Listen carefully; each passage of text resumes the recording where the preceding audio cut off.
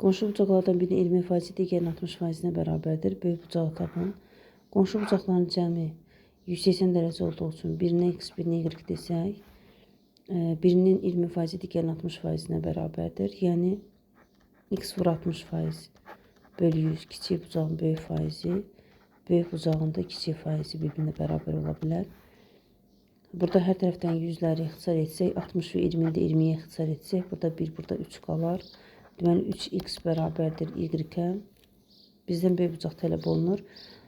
X ilə y-in cəmi 180 dərəcəyə bərabərdir.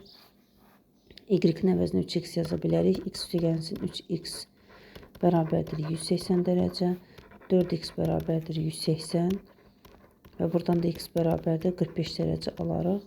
X 45-dirsə, böyük bucaq olacaq 180 çıxılsın 45. Yəni 135 dərəcə.